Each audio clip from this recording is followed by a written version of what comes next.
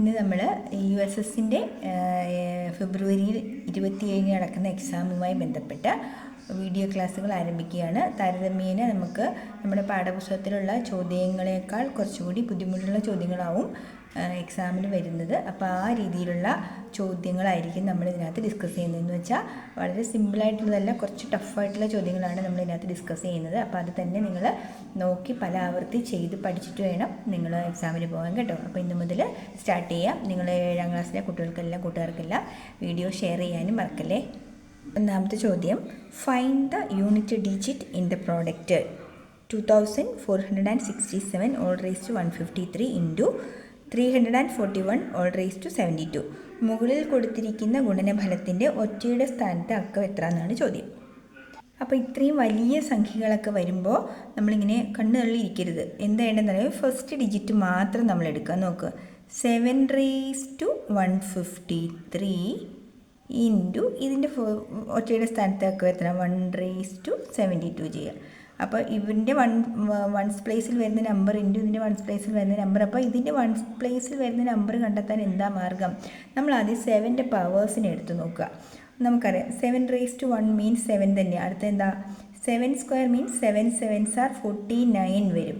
ഇനി 7 ക്യൂബ് എന്ന് വെച്ചാൽ ആ 9ൻ്റെ കൂടെ 7 കൂടെ വരും, 9 7s are 63 വരും അല്ലേ. ഇനി 7 raised to 4, ആ 3യുടെ കൂടെ നമ്മൾ 7 മൾട്ടിപ്ലൈ ചെയ്യണമല്ലോ. അപ്പോൾ 7 3s are 21ൻ്റെ 1 വരും. അപ്പം ഇവിടെ ഒരു കാര്യം ശ്രദ്ധിച്ചോളൂ, ഈ 7 raised to 153യെ നമ്മൾ 7 raised to 152 into 7 raised to 1 എന്ന് എഴുതുന്നത് തെറ്റില്ലല്ലോ, a raised to m into a raised to n. അപ്പോൾ 7 raised to 152 എന്ന് പറയുന്നത് 152 ഡിവിസിബിൾ ബൈ 4 ആണോ എന്നൊന്ന് ചെക്ക് ചെയ്തേക്കാം. 152 ഡിവിസിബിൾ ബൈ 4 ആണ്. 4 3s are 12, reminder 32ൽ 8 4s are 32. അപ്പോൾ ഇത് 7 raised to 152 divisible by 4. 7 raised to 4 means 1 അല്ല, അപ്പോൾ ഇവിടെ 1 വരും. 1 ഇൻറ്റു 7, സോ ഇവിടെ എന്ത് വരുന്നു, ആൻസർ 7 വരുന്നു. ഇനി 1ൻ്റെ ഏത് പവർ എടുത്താലും നമുക്ക് ആൻസർ എന്ത് കിട്ടും, 1 തന്നെ കിട്ടും. അപ്പോൾ 7 ഇൻറ്റു 1 7 ആയിരിക്കും എന്ത്, 2467 all raised to 153 into 341 all raised to 72ൻ്റെ പ്രോഡക്റ്റിൻ്റെ വൺസ് പ്ലേസിൽ ഇവിടെ ഒരു വലിയ നമ്പർ കിട്ടും കേട്ടോ. അതിൻ്റെ വൺസ് പ്ലേസിലെ നമ്പർ ആരാണെന്നാണ് ചോദ്യം. മനസ്സിലായോ? Okay, answer is 7. അതേപോലെ ഒരു ക്വസ്റ്റ്യനാണിത്. Find the unit digit in 264 all raised to 102 plus 264 all raised to 103. ഇതിൻ്റെ ഒറ്റയുടെ സ്ഥാനത്തെ അക്കം എത്ര? ഒറ്റയുടെ സ്ഥാനത്തെ അക്കം.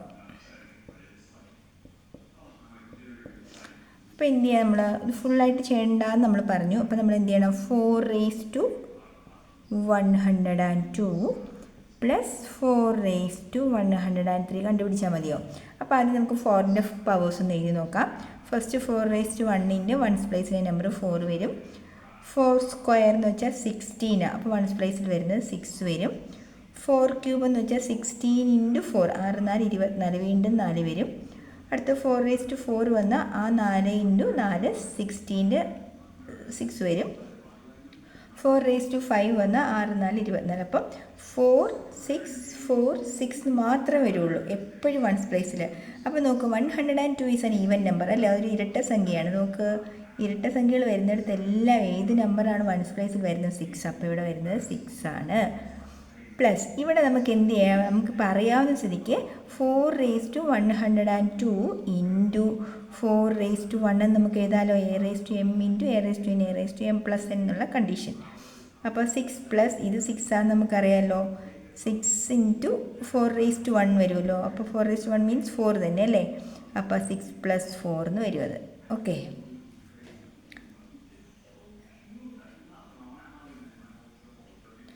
സോറി പ്ലസ് അല്ല, ഇൻറ്റു ആണ്. 6 ഇൻറ്റു 4, ഇത് 6 4 24ൻ്റെ 4 വരും. ഇവിടെ 6 വരും. 6 4 10ൻ്റെ 0, വൺസ് പ്ലേസിൽ വരുന്ന നമ്പർ ഏതാണ്, 0. ക്ലിയർ അല്ലേ? ഈ മോഡൽ നിങ്ങൾ എവിടെയൊക്കെ എങ്കിലുമൊക്കെ കണ്ടാൽ ചെയ്ത് നോക്കിക്കണം. ടീച്ചർ അടുത്തൊരു മെത്തേഡ് പറയാൻ പോവാണ്.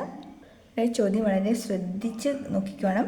ചോദ്യം ഇതാണ്, find the total number of prime factors in the expression. ആകെ അഭാജ്യ സംഖ്യാ ഘടകങ്ങളുടെ എണ്ണം, അതാണ് ചോദ്യം.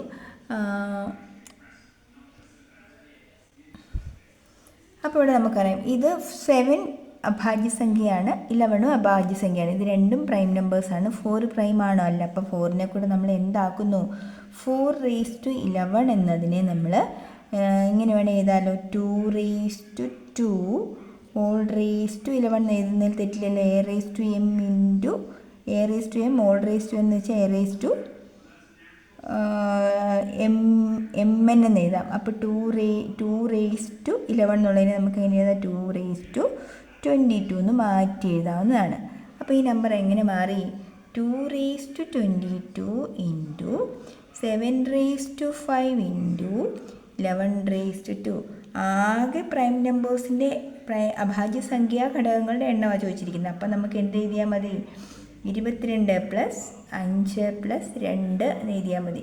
22 5 27 29 പ്രൈം ഫാക്ടേഴ്സ് ഉണ്ട്.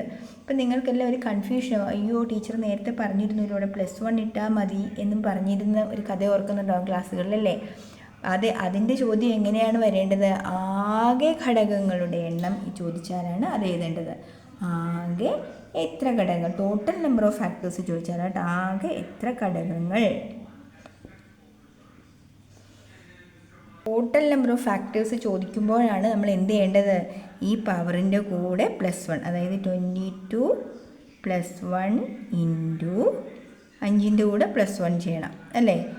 5 + 1 ഇൻറ്റു 2ൻ്റെ കൂടെ +1 കൊടുക്കണം. 2 + 1 അതായത് 23 ഇൻറ്റു 6 ഇൻറ്റു 3. ഇതിൻ്റെ പ്രോഡക്റ്റ് ഇതിന് 3 കൂടെ ഗുണിച്ചാൽ കിട്ടുന്ന എത്ര വലിയ നമ്പറാണെന്ന് നോക്കിയേ. ഇത് ഗുണിച്ച് കഴിയുമ്പോൾ വലിയ ഒരു നമ്പർ കിട്ടും. അത്രയും നമ്പർ ഓഫ് ഫാക്ടേഴ്സ് അതിനുണ്ടാവും കേട്ടോ. അപ്പോൾ ചോദ്യം വായിക്കുമ്പോൾ നിങ്ങൾ പരീക്ഷയ്ക്ക് നന്നായി വളരെ വൃത്തിയായി ചോദ്യം വായിക്കുക എന്നുള്ളതാണ് നമ്മുടെ ഏറ്റവും വലിയ ഒരു കടമ്പ. ആ കടമ്പ ഭംഗിയായിട്ട് കടന്നു കിട്ടിയാൽ നിങ്ങൾക്ക് നല്ല മാർക്ക് സ്കോർ ചെയ്യാൻ പറ്റും കേട്ടോ. അപ്പോൾ ഇന്ന് ടീച്ചർ ഈ 3 ചോദ്യങ്ങൾ മാത്രമേ നിങ്ങൾക്ക് വേണ്ടി തരുന്നുള്ളൂ. നന്നായിട്ടത് ചെയ്ത് പഠിച്ചോണം കേട്ടോ. Okay bye. അപ്പോൾ സെക്കൻഡ് പാർട്ടുമായിട്ട് ടീച്ചർ വേഗം വരാം. ഫസ്റ്റ് പാർട്ട് നന്നായിട്ട് ചെയ്ത് പഠിച്ചിരിക്കണേ.